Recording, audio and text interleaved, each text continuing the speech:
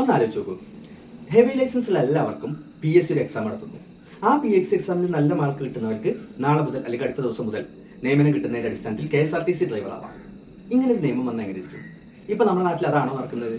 എൻ്റെ അറിവിലല്ല. Heavy licence ഉള്ളവർക്കൊക്കെ കൂടി വണ്ടി ചെന്നിട്ട് PSC റാങ്ക് ലിസ്റ്റിൽ ഉണ്ടെന്ന് പറഞ്ഞുകൊണ്ട് എന്ത് കിട്ടില്ല? ജോലി കിട്ടില്ല. അതെല്ലാവർക്കും അറിയാവുന്ന കാര്യം തന്നെയാണല്ലോ. കാരണം അത്രയും പോകുന്ന ഒരു ബസ് ഈ തിരക്കിൽ കൂടെ സമയത്തിനനുസരിച്ച് ഓടിച്ചുകൊണ്ട് കിടക്കാൻ കഴിവുള്ളവർക്ക് മാത്രമേ ജോലി കിട്ടുള്ളൂ. ഞാനിതിവിടെ പറയാൻ കാരണം, ഞാനിപ്പോൾ കുറച്ച് വർഷങ്ങളായിട്ട് ട്യൂഷൻ എടുക്കുന്നുണ്ട്. ഈ ട്യൂഷൻ ഫീൽഡിൽ നമ്മൾ ഓരോ അക്കാദമിക് ഇയറിലും ഓരോ പുതിയ ബാച്ച് വരുമ്പോഴും പുതിയ കുട്ടികൾ വരുമ്പോഴും നമ്മൾ എന്ത് ചെയ്യണം? നമ്മുടെ കഴിവ് അവിടെ പ്രകടിപ്പിക്കണം. എങ്ങനെ? നമ്മൾ ക്ലാസ് എടുത്തതിന് ശേഷം ആ ട്യൂഷൻ സെൻ്ററിൻ്റെ ഓണർ കുട്ടികളോട് പോയി അഭിപ്രായം ചോദിക്കും. എൻ്റെ ക്ലാസ് മോശമാണെങ്കിൽ അതോടുകൂടി എൻ്റെ പണി പോകും. ഓക്കെ, അപ്പോൾ കഴിഞ്ഞ കുറച്ച് വർഷങ്ങളായിട്ട് ഈ ഒരു പ്രോസസ്സ് എല്ലാ വർഷവും എല്ലാ ദിവസവും എല്ലാ മാസവും എന്ന പോലെ ഞാൻ എന്ത് ചെയ്യുന്നുണ്ട്? നേരിടുന്നുണ്ട്. നമ്മളെക്കുറിച്ച് പരാതി വന്നാൽ ടീച്ചറുടെ പണി പോകും, അതായത് എൻ്റെ പണി പോകും, മറ്റൊരാളാണെങ്കിൽ മറ്റൊരാളുടെ പണി പോകും. ഇങ്ങനെ ട്യൂഷൻ സെൻ്ററുകളിൽ അവരുടെ കഴിവിന്, ടീച്ചർമാരുടെ കഴിവിനാണ് ഇമ്പോർട്ടൻസ് കൊടുക്കുന്നത്. നമ്മുടെ നാട്ടിലെ എല്ലാ ട്യൂഷൻ സെൻ്ററുകളിലും ഒരുവിധം കുട്ടികളുണ്ടായിരിക്കും. എന്ന് പറഞ്ഞാൽ എല്ലാ സെൻറ്ററിലും എന്നല്ല ഉദ്ദേശിക്കുന്നത്, എല്ലാ സ്കൂളിൽ പഠിക്കുന്ന കുട്ടികളും, ഗവൺമെൻറ് എയ്ഡഡ് സ്കൂളിൽ പഠിക്കുന്ന കുട്ടികളും തൊട്ടടുത്തുള്ള ട്യൂഷൻ സെൻ്ററിൽ പോകുന്നുണ്ടായിരിക്കും. അതിലും ആർക്കും വലിയ സംശയമൊന്നും ഉണ്ടാവില്ല എന്നാണ് ഞാൻ വിശ്വസിക്കുന്നത്. കാരണം എന്തുകൊണ്ടായിരിക്കും? സ്കൂളിനേക്കാൾ മികച്ച എന്തോ ഒന്ന് ട്യൂഷനിൽ നിന്ന് കിട്ടുന്നു എന്നുള്ളത് കൊണ്ട് തന്നെ ആയിരിക്കുമല്ലോ. അതിലും ആർക്കും വലിയ സംശയങ്ങളൊന്നും ഉണ്ടാവില്ല. അതുകൊണ്ട് തന്നെയാണ് വിടുന്നത്. ഇപ്പം ഞാൻ ജീവിക്കുന്നത് അതുകൊണ്ട് തന്നെയാണ്. ഇതിൽ നിന്ന് നമ്മൾ മനസ്സിലാക്കേണ്ട കാര്യം എന്താണ്? നമ്മുടെ ഗവൺമെൻറ് എയ്ഡഡ് സ്കൂളുകളിലെ ടീച്ചേഴ്സിൻ്റെ ക്വാളിറ്റി അത് ദിനം പ്രതി കുറഞ്ഞു വരികയാണ്. എന്തായിരിക്കും അതിൻ്റെ കാരണം? KSRTC ബസ്സിൽ യാത്ര ചെയ്യുന്ന യാത്രക്കാരുടെ ജീവന് നമ്മുടെ സർക്കാർ നല്ല വില നൽകുന്നുണ്ട്. അതുകൊണ്ട് തന്നെ വണ്ടി ഓടിക്കാൻ കഴിവുള്ളവരെയാണ് അവിടെ ഡ്രൈവറായിട്ട് വെക്കുന്നത്. പരീക്ഷ എഴുതാൻ കഴിവുള്ളവരെ അല്ലല്ലോ. പക്ഷെ നമ്മുടെ നാട്ടിലിപ്പോൾ ടീച്ചിങ്ങിൽ എന്താ സംഭവിക്കുന്നത്? ഒരേ സിലബസ് കുറച്ച് വർഷങ്ങളായിട്ട് ഇരുന്ന് പഠിച്ച് കുറച്ച് പേര് റാങ്ക് ലിസ്റ്റ് കയറും. ആ റാങ്ക് ലിസ്റ്റിൽ കയറിയ ആൾ ഏത് കഴിവുള്ളവനോ കഴിവില്ലാത്തവളോ ആയിക്കോട്ടെ, അവർക്ക് ജോലി കിട്ടും. നല്ല ബെസ്റ്റ് മെത്തേഡാണല്ലോ അല്ലേ? എങ്ങനെയാണ് PSC റാങ്ക് ലിസ്റ്റ് ഒരാളുടെ പഠിപ്പിക്കാനുള്ള കഴിവിൻ്റെ സൂചകമാവുന്നത്? എൻ്റെ അഭിപ്രായത്തിൽ അത് അയാളുടെ പഠിക്കാനുള്ള കഴിവ് മാത്രമാണ്, അല്ലാതെ അത് പഠിപ്പിക്കാനുള്ള കഴിവിൻ്റെ സൂചകമല്ല. പിന്നെ എങ്ങനെയെങ്കിലും പഠിക്കാനുള്ള കഴിവ് ഉപയോഗിച്ച് ജോലിക്ക് കയറിയാൽ പിന്നീട് അങ്ങോട്ട് ജീവിതകാലം മൊത്തം ഒരാളോട് ആൻസറബിൾ അല്ല. അവരുടെ കഴിവ് പരിശോധിക്കപ്പെടുന്നേ ഇല്ല. പിന്നെ ടീച്ചിങ് പ്രാക്ടീസ് നടക്കുന്ന പ്രവർത്തനങ്ങളൊക്കെ ഉണ്ട്, അതൊക്കെ കോമാളികളെയാണ്, അതിലൊന്നും കാര്യമില്ല. ഓക്കെ, അപ്പോൾ ഒരു ജോലി കിട്ടിക്കഴിഞ്ഞാൽ പിന്നെ അവർ ഒന്നിനോട് സമാധാനം പറയണ്ട.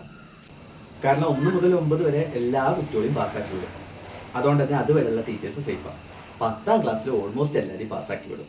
99 സംതിങ് ആണ് SSLCയുടെ വിജയ ശതമാനം. എന്ന് വെച്ചാൽ 100ൽ ഒരു കുട്ടി പോലും തോൽക്കുന്നില്ല.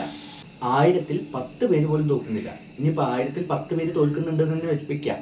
ഒരു സ്കൂളിൽ 1000 കുട്ടികൾ SSLC എഴുതുന്നുണ്ടെങ്കിൽ അത് ഏകദേശം 20 ബാച്ചുകളായിരിക്കും, 50 കുട്ടികൾ വെച്ചിട്ട്. ഈ 20 ബാച്ച് എന്ന് പറയുമ്പോൾ 10 ടീച്ചേഴ്സാണ് കൊടുക്കുന്നത്. ചുരുങ്ങിയ പക്ഷം ഒരാൾക്ക് 2 ഡിവിഷൻ വെച്ചിട്ട് കിട്ടിയാൽ പോലും ഈ 10 ടീച്ചേഴ്സിനും കൂടി ആകെ 10 പേരെ തോക്കുന്നുള്ളൂ. അപ്പോൾ ഒരു ടീച്ചറുടെ ക്ലാസ്സിൽ ഒരാളെ തോക്കുള്ളൂ അല്ലേ? അപ്പോൾ പിന്നെ ടീച്ചർമാർക്ക് അവിടെയും ടെൻഷനില്ല. പിന്നീട് അങ്ങോട്ടും +1ലോ +2ലോ ഡിഗ്രിയിലോ ഒന്നും ടെൻഷനില്ല. അപ്പം ഒരാളുടെ പഠിക്കാനുള്ള കഴിവ് അത് ഉപയോഗിച്ച് ജോലി കിട്ടുന്നു, തീർന്നു. ആ ഗുണനിലവാരമില്ലാത്ത രീതി തന്നെയാണ് ഇപ്പോൾ പൊതുവിദ്യാലയങ്ങളിൽ വിദ്യാർത്ഥികൾ കുറയാനുള്ള കാരണവും. കൊറോണയ്ക്ക് ശേഷം കുറഞ്ഞുകൊണ്ടിരിക്കുകയാണ്, ഇനിയും കുറയും. ഈ പോക്ക് പോയാൽ അധികം വഴുകാതെ പൊതുവിദ്യാലയങ്ങളിൽ വിദ്യാർത്ഥികൾ ഇല്ലാത്ത അവസ്ഥ വരും.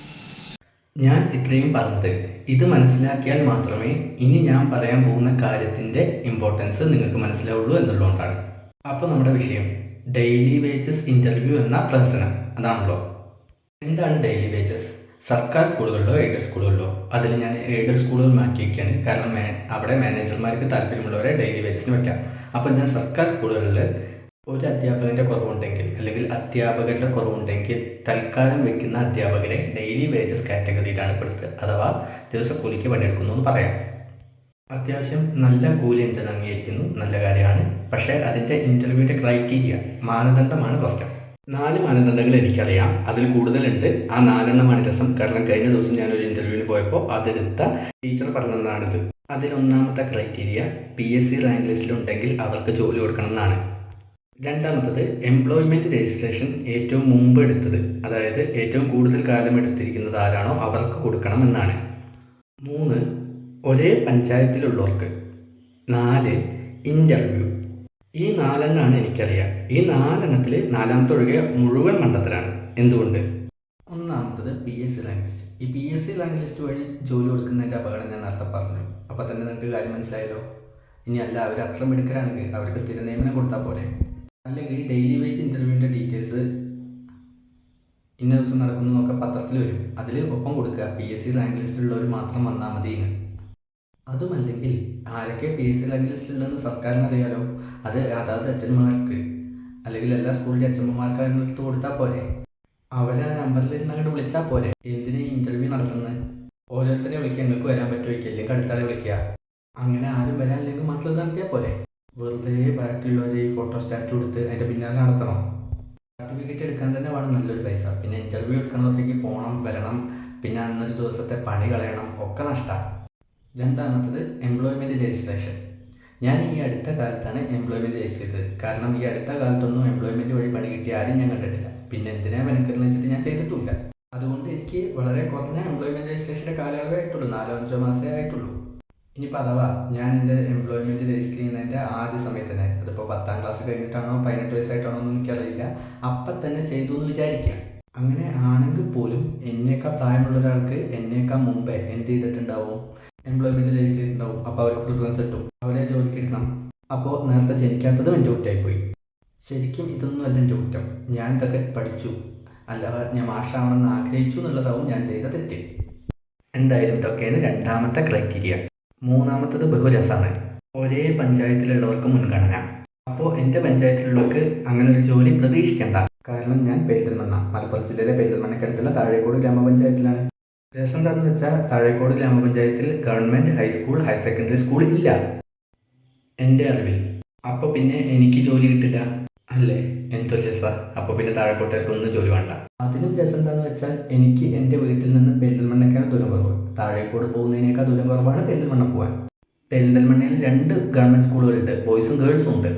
പക്ഷേ പഞ്ചായത്ത് മാറി. ഏത് എൻ്റെ അടുത്ത് നോക്കിയാൽ കാണുന്ന ദൂരത്തെ ബോർഡർ എന്ന് പറയില്ലേ, ആ ബോർഡറിൻ്റെ പ്രത്യേക്ക് വന്നു എന്നുള്ളതും കൊണ്ട് എനിക്ക് പ്രിഫറൻസ് ഇല്ല, അവർക്ക് ജോലി കൊടുക്കണം. എന്തൊക്കെ തരം നിയമങ്ങളാണ്. നാലാമത്തത് ഇൻ്റർവ്യൂ നല്ല കാര്യമാണ്. പക്ഷെ അവിടെ പോലും എന്തില്ല, ടീച്ചിങ് എബിലിറ്റി പരിശോധിക്കുന്നില്ല. വെറുതെ ചോദ്യം ചോദിക്കുന്നു, ഉത്തരം പറയുന്നു, പോരുന്നു, ഇത്രയേ ഉള്ളൂ. എന്നാലും ശരി, താരതമ്യേന ഈ 3 വെച്ച് നോക്കുമ്പോൾ ഇതാണ് നല്ലത്. ഒന്നുമില്ലെങ്കിൽ കണ്ടന്റ് അറിയാൻ നോക്കണ്ടല്ലോ.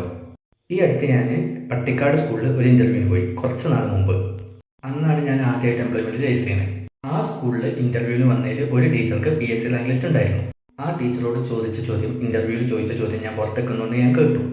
ആ ടീച്ചർ പറഞ്ഞ ഉത്തരം തെറ്റാണ്. പക്ഷേ PSC റാങ്ക് ലിസ്റ്റിൽ ഉണ്ട് എന്നുള്ളത് കൊണ്ട് അവർക്ക് ജോലി കിട്ടിയിട്ടുണ്ടാവും. അങ്ങനെയാണല്ലോ സംഭവിക്കുക. അപ്പോൾ ഇവിടെ വേറൊരു നോളജും വിഷയമല്ല, ഏതെങ്കിലും ഒരു എക്സാമിന് കാണാപ്പാടിൽ പഠിച്ച് കയറുക.